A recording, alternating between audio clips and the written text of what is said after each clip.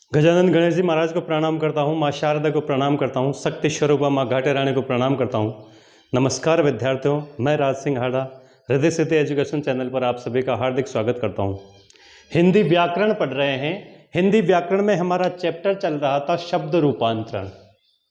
शब्द रूपांतरण में हम 4 टॉपिक पढ़ने वाले थे, जिनमें से 2 टॉपिक कर चुके हैं। 3rd नंबर का टॉपिक अब चल रहा है लिंग और वचन। इससे पहले वाले वीडियो में मैं करवा चुका हूं।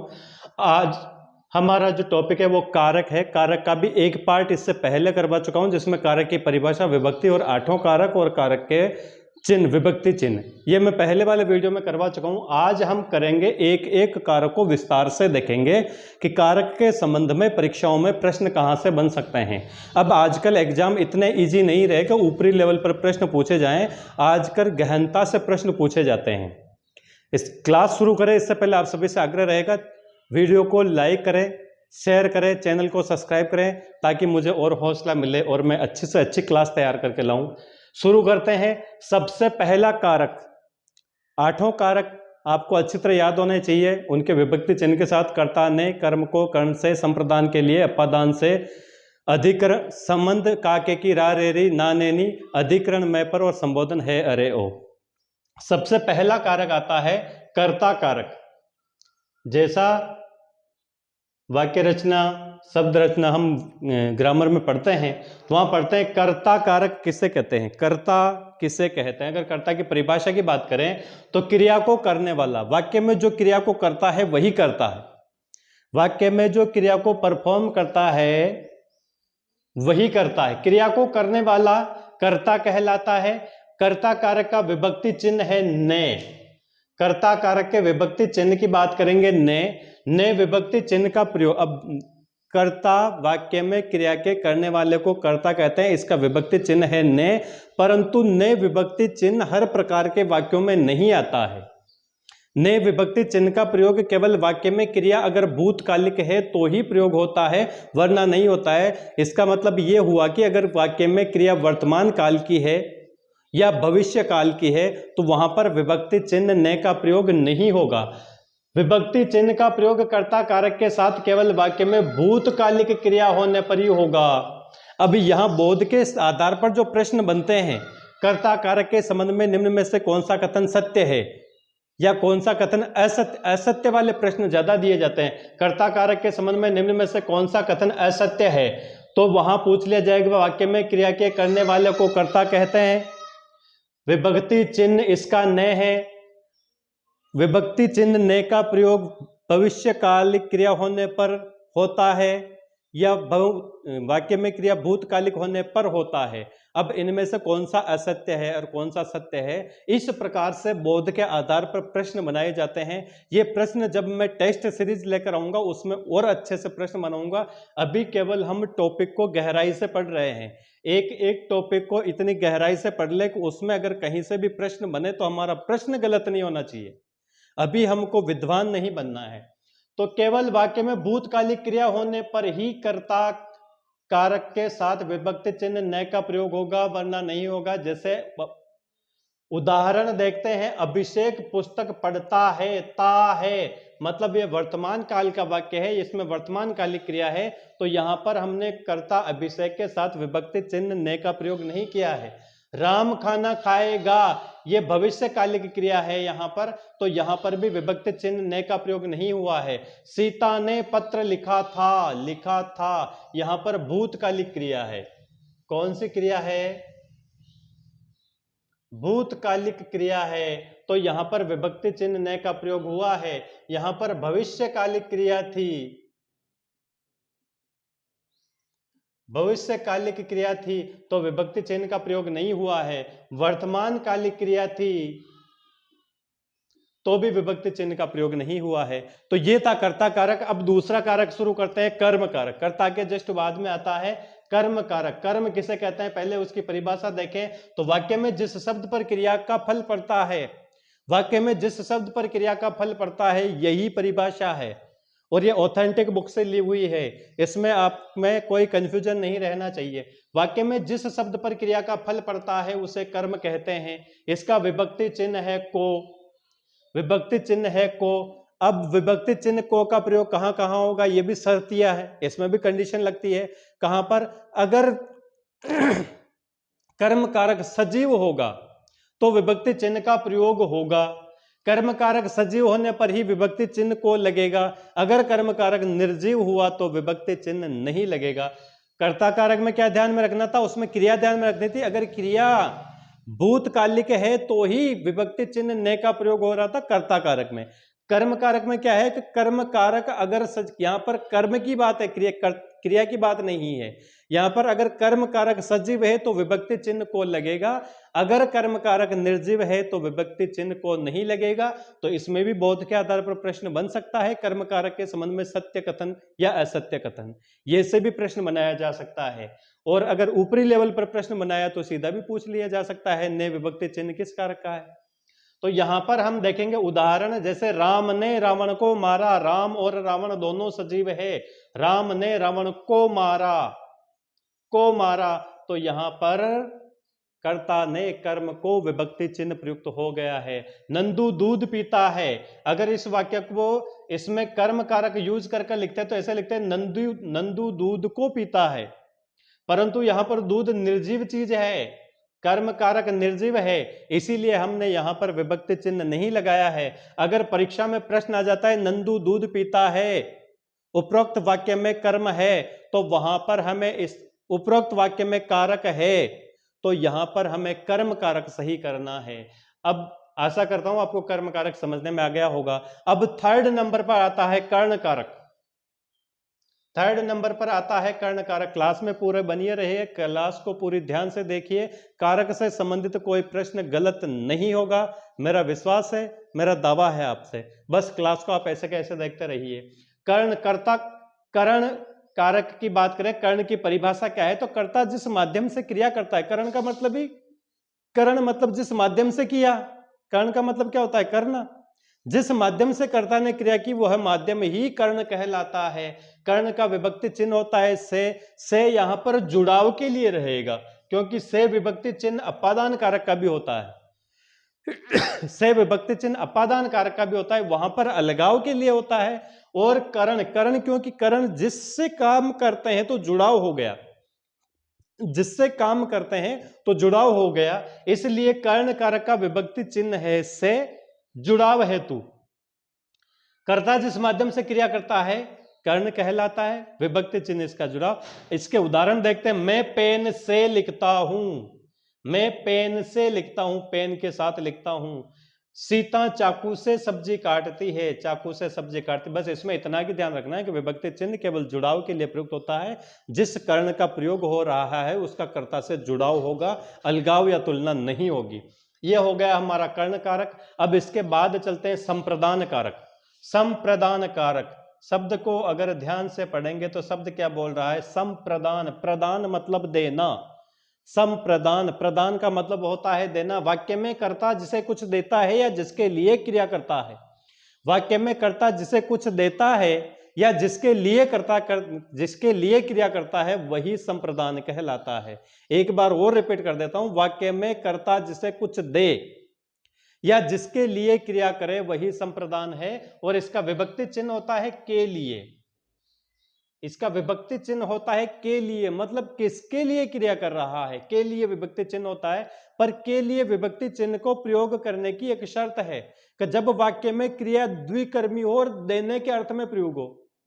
जब वाक्य में क्रिया द्विकर्मी हो, द्विकर्मक अकर्मक और सकर्मक पढ़े थे, सकर्मक में अपन ने एक कर्मक क्रिया और द्विकर्मक क्रिया पढ़ी थी, तो वहीं पर चले जाओ। द्विकर्मक, अगर वाक्य में द्विकर्मी कर्म हो, वाक्य में जब क्रिया द्विकर्मी हो और देने के अर्थ में प्रयोग हो रहा हो, तो वहां पर के लिए के स्थान पर विभक्ति चिन्ह को प्रयोग होगा। उस को देखकर हमें कर्म कारक नहीं करना है, उस को देखकर हमें संप्रदान कारक ही करना है।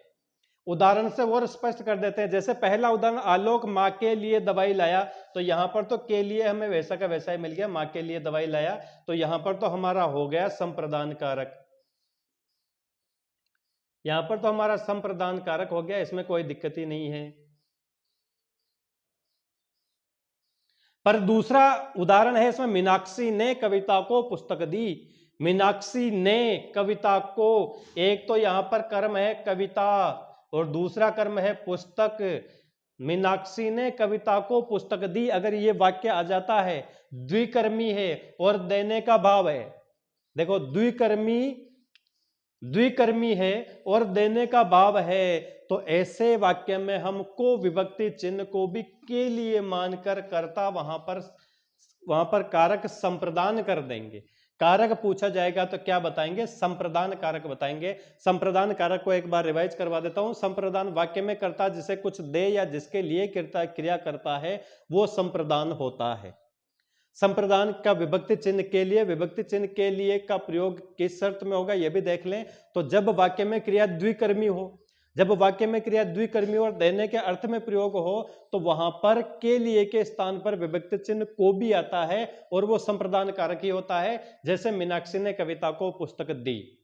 अब आ जाइए आगे अपादान कारक, कारक नंबर 5। कारक नंबर 5 ये है अपादान कारक। अपादान वाक्य में संज्ञा सर्वनाम के जिस रूप से एक वस्तु या व्यक्ति का दूसरी वस्तु या दूसरे व्यक्ति से अलग होने या तुलना करने का भाव हो। दोबारा सुन ले, वाक्य में किसी संज्ञा या सर्वनाम का, वाक्य में किसी संज्ञा या सर्वनाम के जिस रूप से एक वस्तु या व्यक्ति का दूसरी वस्तु या दूसरे व्यक्ति से, नहीं आया समझने में, एक बार और पढ़ रहा था। वाक्य में संज्ञा या सर्वनाम के जिस रूप से एक वस्तु या व्यक्ति से दूसरी वस्तु या दूसरे व्यक्ति की तुलना करने या अलग होने का भाव हो, वहां पर अपादान कारक होगा। अपादान कारक का विभक्ति चिन्ह है से, और से यहां पर अलग होने के लिए आएगा, जुड़ाव के लिए नहीं आएगा। यहां पर अलग होने के लिए से विभक्ति चिन्ह का प्रयोग यहां पर किसी से पृथक होने के लिए, क्योंकि परिभाषा हम पढ़ रहे हैं कि या तो तुलना करनी हो कि राम श्याम से अच्छा है, अलगाव का भाव है, पेड़ से पत्ता गिरता है, अलग हो रहा है, अलगाव का भाव है, वहां पर अपादान कारक होता है। तो वाक्य में संज्ञा सर्वनाम के जिस रूप से व्यक्ति या वस्तु का अन्य वस्तु या व्यक्ति से अलग होने या तुलना करने का भाव हो, वहां पर अपादान कारक होता है। इसका विभक्ति चिन्ह से है। से यहां पर अलगाव के लिए आएगा, जैसे पेड़ से पत्ता गिरता है, पेड़ से पत्ता टूटकर अलग हो गया, तो यहां पर अपादान कारक है। कविता सविता से अच्छा गाती है, तुलना है, कविता को सविता से अच्छा बताया गया है, मतलब दोनों को अलग कर दिया है, दोनों को कैटेगराइज्ड कर दिया गया है कि कौन बेस्ट है, कौन बेटर है और कौन गुड है। गुड बैड बेटर बेस्ट में अगर डिवाइड कर दिया, तुलना कर दी, तो वहां पर भी अपादान कारक ही होगा। इसमें भी विभक्ति चिन्ह से का प्रयोग हुआ है, इसमें भी विभक्ति चिन्ह से का प्रयोग हुआ है, से विभक्ति चिन्ह करण में भी प्रयोग हुआ है, मगर यहां पर यह जुड़ाव के लिए आता है। और अपादान में बात करें तो यहां पर यह विभक्ति चिन्ह अलगाव के लिए आता है। किसके लिए आता है? अलगाव के लिए आता है। कर्ता से अलगाव के लिए विभक्ति चिन्ह यूज होता है तो कारक हो जाता है अपादान। अब चलते हैं आगे, हमारा कारक आता है नंबर 6 पे, संबंध। संबंध कारक आ गया। संज्ञा या सर्वनाम का वाक्य में प्रयुक्त अन्य शब्दों के साथ संबंध बताए। संज्ञा या सर्वनाम का संबंध अन्य किसी संज्ञा या सर्वनाम से हो, वाक्य में प्रयुक्त किसी संज्ञा या सर्वनाम का संबंध अन्य किसी संज्ञा या सर्वनाम से हो, तो वो क्या हो जाएगा? संबंध कारक हो जाएगा। संबंध कारक के विभक्ति चिन्ह हमने पहले भी देख रखे, का, के, की, रा, रे, री, ना, ने, नी। का, के, की, रा, रे, री, ना, ने, नी। अब का, के, की कैसे आता है? जैसे आपका, आपकी, आपके। रा, रे, री में तुम्हारा, तुम्हारा, हमारा। ना, ने, नी में अपना, अपनी, अपने। ऐसे शब्दों से संबंध होता है। ऐसा नहीं किसी ने मुझे कमेंट करके पूछ लिया था, सर ने यहां पर भी आता है, कर्ता कारक में आता है, तो यहां पर जो ने आएगा वो सर्वनाम के साथ जुड़ के आएगा। अपना, आपका, हमारा, यहां पर ने जुड़कर नहीं आएगा, यही उसमें डिफरेंट है, ध्यान रख लें। आपके दिमाग में भी अगर ये क्वेश्चन आता हो तो आप भी क्लियर कर लें कि संबंध कारक में जो ये सब विभक्ति चिन्ह आते हैं, ये संज्ञा सर्वनाम के साथ जुड़े हुए आते हैं। जैसे हमारा, हमारी, आपका, आपकी, अपना, अपने, तुम्हारा, तुम्हारी, ऐसे। जैसे अपना काम स्वयं करो, यहां पर न आ गया, ना आ गया, अपना काम स्वयं करो, संबंध बता दिया, काम का संबंध अपने से, स्वयं करो। तुम्हारा बेग कहाँ है? बेग का संबंध किससे है? रा रे री से है। मतलब इससे संबंध बेग का है, जो ये जो बेग है वो इसका था, कहीं गुम गया, ये संबंध बता दिया। तो ये हो गया हमारा संबंध कारक। अब आगे चलते हैं अधिकरण।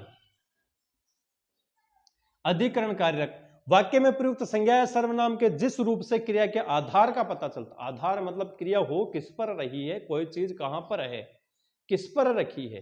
तो वाक्य में प्रयुक्त संज्ञा या सर्वनाम के जिस रूप से क्रिया के आधार का पता लगे, आधार का पता लग जाए, जैसे क्रिया है तो वो कहां पर हो रही है, वो छत पे हो रही है, आसमान में हो रही है, जैसे पक्षी आसमान में उड़ रहे हैं, पुस्तक मेज पर रखी है, बैग अलमारी में रखा है, तो इसके विभक्ति चिन्ह होते हैं मैं पे पर।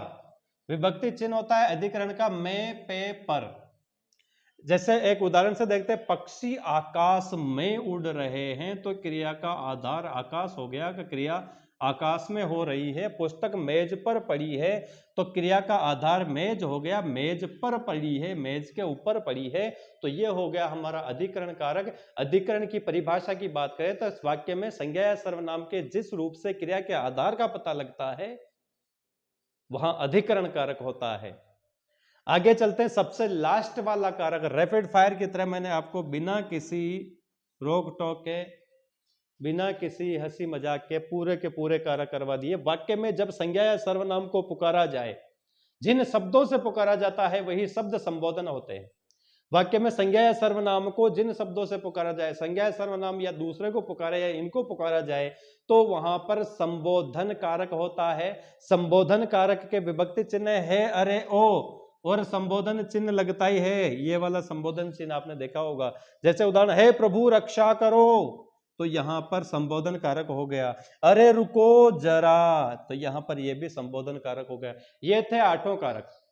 अब परीक्षा की दृष्टि से सबसे महत्वपूर्ण कारक कौन से, ये देख लीजिए। प्रश्न कहां से बनेगा ये देख लीजिए। अगर पेपर बनाने वाला ये चाहता है कि यहां से मैं मेरिट बनाऊंगा, देखो कुछ प्रश्न तो ऐसे बनते हैं जिससे स्टूडेंट को कॉन्फिडेंस हो जाता है कि मैंने इतने क्वेश्चन कर दिए, मेरे तो 50 सही हो गए थे, अगर मैं थोड़ा पढ़ के चला जाता तो।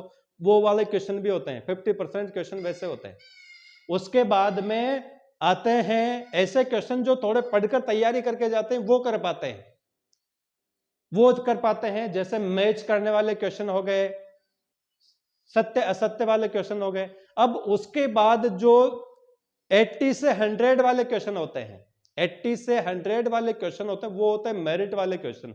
जो स्टूडेंट उन क्वेश्चन को कर लेता है, वो अपनी मेरिट सिक्योर कर लेता है किसी भी एग्जाम में। तो वो देखो, नॉर्मल प्रश्न बनेंगे तो सीधा बनेगा। 50% वाले क्वेश्चन में कर्ता कारक का विभक्ति चिन्ह है, या कर्म कारक का विभक्ति चिन्ह है, या कर्ता कारक किसे कहते हैं, ये नॉर्मल बनेगा। अगर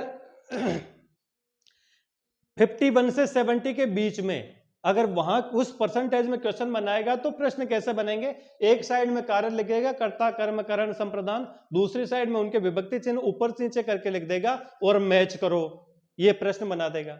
अब मेरिट वाले अगर प्रश्न बनाएगा कारक में से, तो ये तो भूल जाओ कि विभक्ति चिन्ह और किसी की परिभाषा पूछेंगे। मेरिट वाला प्रश्न बनेगा बोध के आधार पर, और वो सीधा यही आएगा, कर्ता कारक के संबंध में असत्य कथन को पहचानिए। कर्ता कारक के संबंध में असत्य कथन को पहचानिए, कर्म कारक के संबंध में असत्य कथन को पहचानिए, कर्ण कारक के संबंध में असत्य कथन को पहचानिए संप्रदान के लिए। तो ऐसे अगर मेरिट वाले प्रश्न बने, तो कर्ता कारक इंपॉर्टेंट है, इसको दिए मैंने 3 स्टार। कर्म कारक को दिए मैंने 3 स्टार, और मैं सीधा देता हूं संप्रदान कारक को 5 स्टार, क्योंकि यहां पर यही संप्रदान कारक है जो लोगों को उलझाएगा, क्योंकि इसका विभक्ति चिन्ह को बताएंगे और सीधा देखते ही पहले कर्म ठोक देंगे।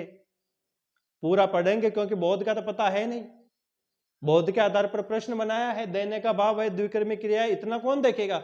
सीधा देख लिया, अरे जी क्वेश्चन है। वहां पर सोचना भी पड़ता है कि मैं फर्स्ट ग्रेड का एग्जाम देने बैठा हूं, इतना सीधा क्वेश्चन तो नहीं बनेगा, इतना सीधा क्वेश्चन तो नहीं बनेगा। तो इसको मैंने 5 स्टार दिए हैं, और अपादान और करण कारक ये भी 2 स्टार। इनको भी मैं 2 स्टार देता हूं, अपादान और कर्ण कारक को, क्योंकि यहां से भी प्रश्न बन सकते हैं, ये भी कंफ्यूज करने वाले होते हैं। यहां पर इनमें से जो प्रश्न आएगा वो उदाहरण देके आएगा, कौन सा कारक है पहचान, उपर्युक्त वाक्य में किस कारक का प्रयोग हुआ है पहचानिए, यहां से ये प्रश्न आएगा। ये इस प्रकार से कारक से संबंधित पूरा टॉपिक क्लियर हो गया है। अब केवल इसके क्वेश्चन बच रहे हैं, जो मैं आपको जब टेस्ट सीरीज लाऊंगा मैं उसमें क्वेश्चन करवाऊंगा। जब तक आप इन वीडियो को 1 बार 2 बार 4 बार 5 बार जितनी बार आप सुन सकते हैं सुने, और इसके एक बार सुने और दूसरी बार में नोट्स बनाए। पहली बार में नोट्स नहीं बनाए, अगर पहली बार में आपने नोट्स बनाए तो हो सकता है आप कुछ समझ नहीं सकें। एक बार सुनकर अगर दोबारा में आप नोट्स बनाएंगे तो आपके नोट्स भी अच्छे बनेंगे, आप समझ भी जाएंगे। और गारंटी है मेरी, विश्वास, आप मुझ पर विश्वास करिए, इन नोट्स से आप तैयार कर लेना कारक में, इसके अलावा और कुछ पढ़ने की जरूरत नहीं है।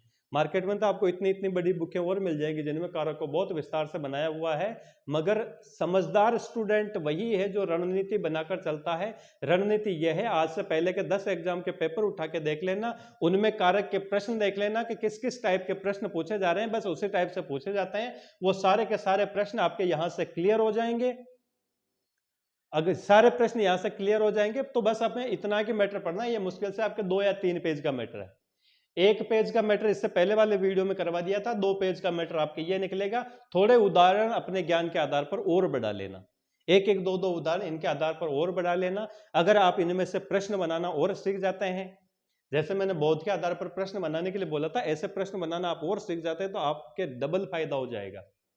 इसी के साथ क्लास आपको पसंद आई होगी, वीडियो को लाइक करें, चैनल को सब्सक्राइब करें, वीडियो को शेयर करें ज्यादा से ज्यादा लोगों तक, ताकि ज्यादा से ज्यादा लोग इसका फायदा उठा सकें।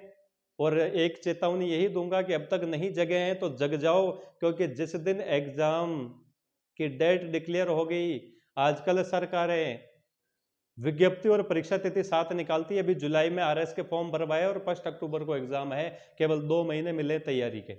अगर आप फर्स्ट ग्रेड बनना चाहते हैं, लेक्चरर बनना चाहते हैं, तो कम से कम 6 महीने चाहिए। अगस्त या सितंबर में वैकेंसी आ गई तो हो सकता है अक्टूबर नवंबर में एग्जाम भी करवा ले। इसी आशा और उम्मीद के साथ कि आपको हमारी क्लास पसंद आई होगी। जय हिंद, जय भारत, मिलते हैं नेक्स्ट वीडियो में। धन्यवाद।